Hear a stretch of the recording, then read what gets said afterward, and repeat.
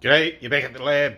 I know, there's been no update for ages, and I apologise for that. Reason for that, most of what I've been doing the last couple of weeks, hella boring for you guys. Like, lots and lots of work for me, not so much of interesting stuff for you guys.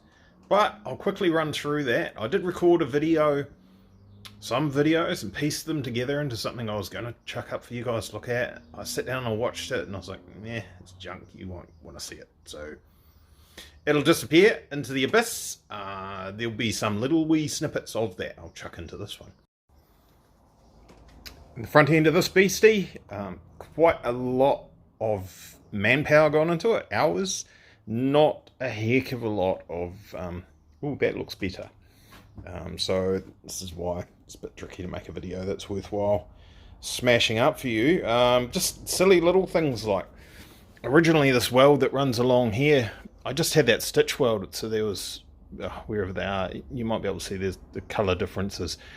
Half of this was welded along here, and then in the end I was like, might as well just weld the whole lot. So a bit of time in that. A few little pinholes that have been filled in, like that. Still got to grind that one apparently, you're looking at that. A lot more paint removed. All this didn't have the paint taken off it originally, so I've done that. A couple of little pinholes over here, filled in, all that sort of guff, you know. And then there was a panel here. It was for, I don't know what it was for, some sort of a cable. It had a stud and a big hole. Don't know what it is. Gone now. Don't need it. Covered over the windscreen wiper motor, which lives in behind here. So I've made this nice fancy panel. Look at that. Radiused all the edges over, countersunk all the holes for the screws, and that's going to look good when it's got some paint on it.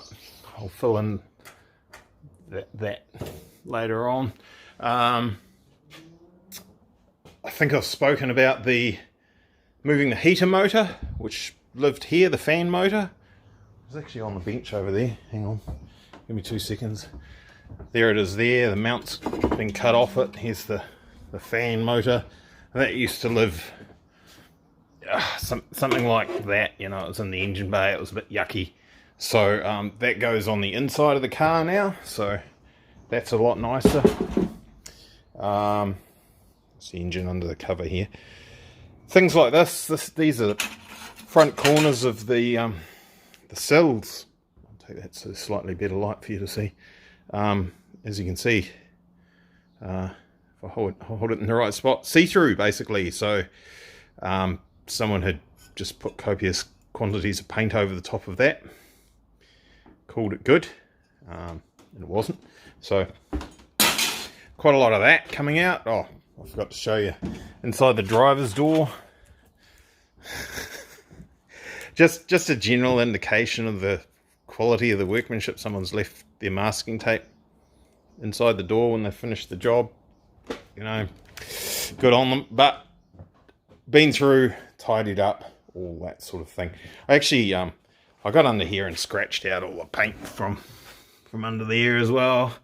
And as you can see, there's a bit of a patch repair done there. There's multiple patches like that right throughout the whole job. All chews up lots and lots of time.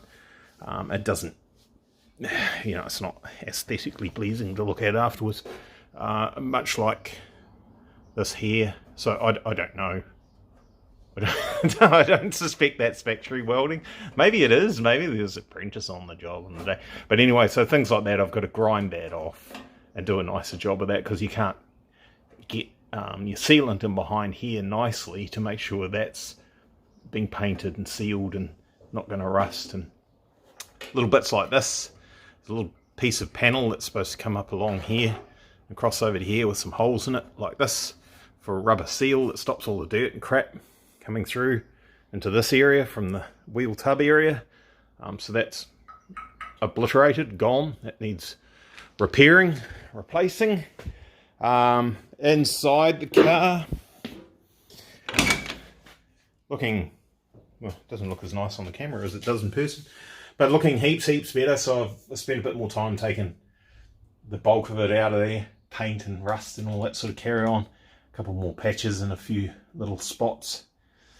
And got that looking all tickety-boo. The park brake panel area that sits on there, somehow I managed to get that slightly skew if it wasn't quite level. It's out by a couple of degrees. It actually looked really bad when you're looking through the back window when it was clean. You can't see much through the back window at the moment because it's not very clean. But so that's straightened out. That's sorted. That'll be heaps better. I think I showed you in the previous video. Here's our ducting for our fan that's now on the inside of the car. So there's that. So she is, that would have been loud, eh? Sorry about that. She is almost ready to go to paint. There's one more thing to do, and that's repair that mess there. That's absolutely nothing to do with what I've been doing, obviously, but that's something that needs to be done for the repair set. So that needs to be sorted out. That needs to be sorted out. That's supposed to be a fail for a warrant of fitness. You're not allowed rust in areas like that. It's clearly got something going on underneath there. And same on the other side here. So these need sorting out. It's not going to go through the system. I don't know why it's cracked here either. It's not going to go through the system and pass with those there. So they need dealing with. I'm not going to touch those. Sorry about that camera wander. I'm going to leave those for the panel beaters to deal with. That's just because there's so much paint work involved with that. I'm not even going to start on it. It's not my deal. Don't want to be doing that. This little beastie here. She's now got her, what are they? Carbotech XP10 brake pads, front and rear. I need to clean the front wheels, don't I? I cleaned the rear ones. Oh look, that's the juice that keeps me going all day. So I cleaned the rear ones, they're all good. That's all sorted out. I sorted out an axle in there. I'll edit that in. You can have a look at what I did there. Front wheel alignment. Now I didn't talk about that in any of the stuff that I recorded. While it was briefly up on the hoist, I had a look at the front wheel alignment. There's always a little thing where, just trying to think which way it was. That wheel there was tucked in a little bit further than that wheel there. So that one, driver's side one, actually hung out the side of the car a little bit more, which made it tricky to be able to do a nice wheel alignment and still comply with Schedule A, which basically says that when you're looking down from the top here, your tyre is supposed to be tucked away under the guard like it is there. The situation we had was maybe the tyre was 10 mils further out like this, so you couldn't actually have a decent wheel alignment setting. So I've got in there and I figured out what was going on there. When I built the whole front end of the car, when I built the brackets and the mounts and all that sort of carry on, well, I was still quite banged up from the big crash that I had. Somehow I got this wrong, and the whole front end of the car was 10 millimeters that way. So there's a nice little bracket under here. All these screws that you see along there, pretty easy. Take that out, shift it across the whole front of the car. Well, actually just undo all these screws along the top there, shift the whole front of the car across 10 millimeters, re-drill all those holes and re-tap them into the big bar that's in behind that. And that squared up the front end of the car. And from there, carry on with my measuring and checking and all that sort of carry on. Check the lower ball joint on this wheel compared to the lower ball joint on that wheel over there. And there was a discrepancy with the caster of about 10 millimeters between the two of them. And there was a discrepancy in camber. This one had maybe half a degree of negative camber. That one was pretty much vertical. It was like 0.1 or something like that. I basically couldn't measure it accurately with my cell phone, so it was pretty much vertical. We've now got 1.5 degrees camber, both front wheels and same caster, and good toe and all that sort of carry on. So I could tell from the wear pattern on the tyres, which might be tricky to see on the phone. Oh, you can see that. It's got some feathering on the edges here. It was just giving me a bit of a hint as to what was going on with the tyres on the track at pace, and also the way the car was driving. It's a little bit more understeery than what it used to be at times. So that's all sorted out. That is about all that's happened. You might have seen I put a master cylinder brace on our, I guess you call it a strut bar here, this cross brace arrangement, because K12 March, granddad's car, not race car, so firewall not very strong. Apply quite a lot of pedal force to the firewall and you could literally see that master cylinder moving around, probably a good 15 millimeters vertical, horizontal sort of travel going on. Resolved now, it does not move now. Well, tiny little bit, but nothing to worry about. So that's that. She is almost ready to go. Back on track, see if we can do whatever, a 109 something, 108 maybe, if I start driving properly. Need to sort out our intercooler, not happy with our Chinesium intercooler in the back there. Need a better one. Radiator in the front that we did. That's mint, that works really well, can tell. I will put a couple of temp sensors in the coolant system just to double check that what my suspicions are correct. So I probably end up with a, let's walk down there, eh? Let's, actually, excuse the noise while I open the door. Let's do that.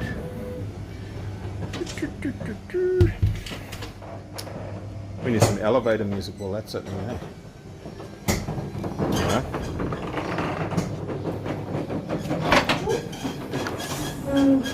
So in here, what I can do is, down where that scat hosing is, that's the air intake for the turbocharger on the left hand side, and the right hand side one is same deal, it's down yonder.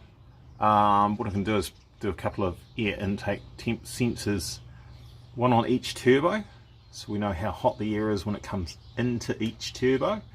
I have a suspicion that the lower pressure air under the car is actually drawing hot air from the engine bay and sucking it through down past the turbo, rather than it being blown in from under the car and up into the air filters, which is what I want it to do, but I don't think it is. So air intake sensors will, temp sensors will give us a hint as to what's happening there. If we see it's out on track and we've got nice cool air intake temps for the turbos, then my theory is wrong as far as sucking hot air that way. If it is hot, then I'm correct. And we can put a temp sensor here. I'm pretty sure this is the inlet. Yeah, it is, because it's at the bottom.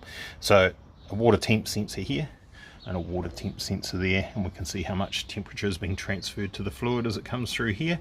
And we will know how hot the air is there and how hot the air is there after the intercooler, so we can accurate picture of exactly what is happening with that black box there. Alrighty, let's have a look at some other crap I recorded. A little bit of love for the little march here, obviously. There was quite a lot of material transfer from the brake pads that were in there onto the rotors. A bit too much heat going on. So they've had a gentle scuff. Actually just used a flappy Scotch-Brite wheel thingy on the end of a cordless drill just to take the shit off the top. It's not a significant amount of material. We can see there's still what we call witness marks there. So we won't have distorted the rotors or anything like that. It's actually some of the little bit of material still left there if you really get... It focuses in a long way, doesn't it, if you really get into it. So they're ready to go. The rears, it's a bit dark in here, I haven't got the lights on today. That'll stop the flickering for you guys anyway, won't it? The rears have got, you can't see them, a little bit of red in there anyway. So we've got those Carbotech XB10 pads in there. They're good to go. This axle's out. This axle is out because there was a grease leak, because I crashed it into a wall on skid pan, and actually that'll be where it's coming out right there.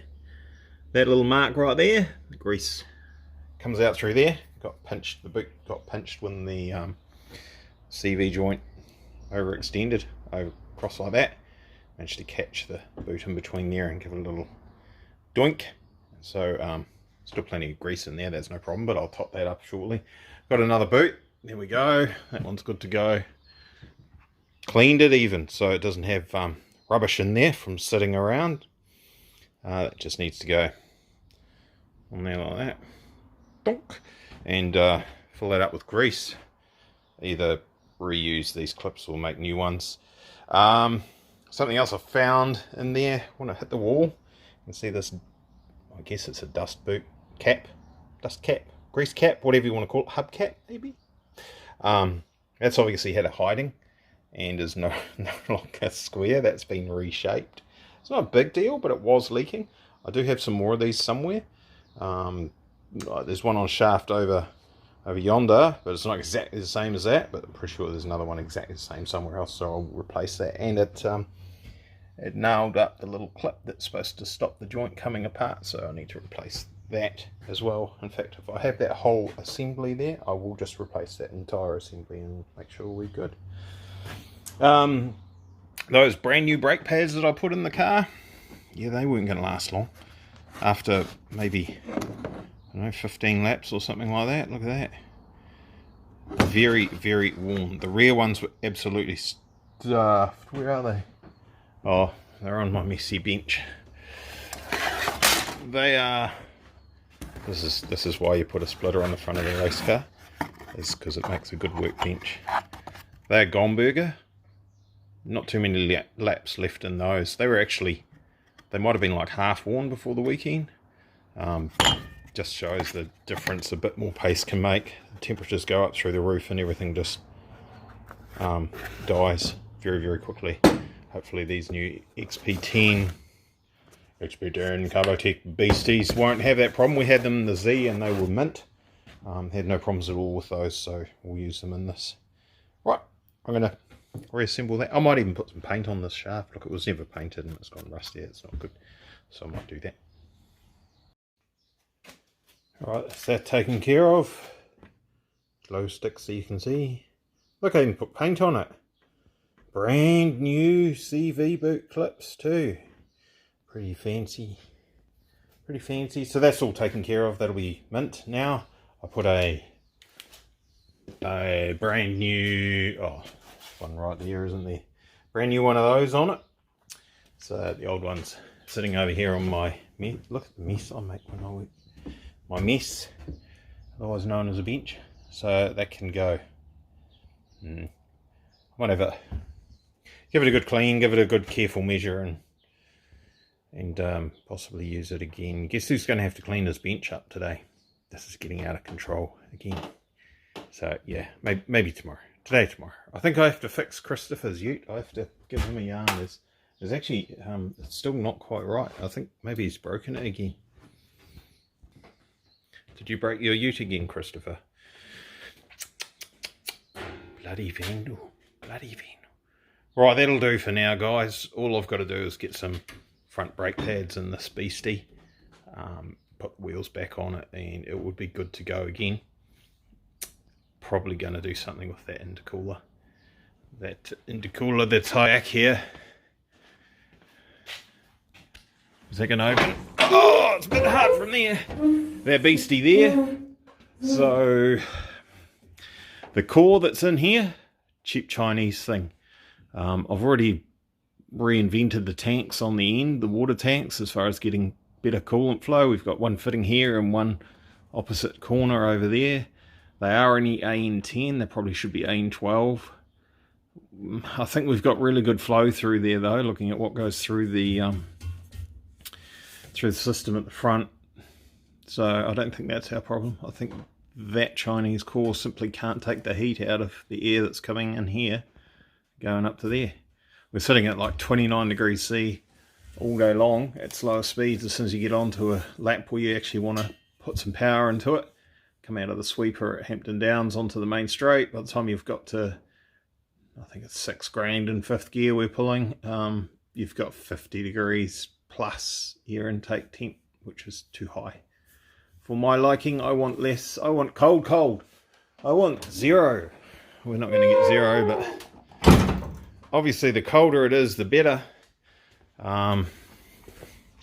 More power and all that sort of carry on. And we've proven that. We've made some gains and made big gains on the track. There's some other factors going on there as well, I know. But so what we have done is filled that tank there with ice in the past. So that might be a thing at the next super lap round if we still have that dirty old Chinesium stuff in the back. It still looks nice, doesn't it? That looks way better than what it had. Beautiful. All right, that'll do for now. Cheers, bye.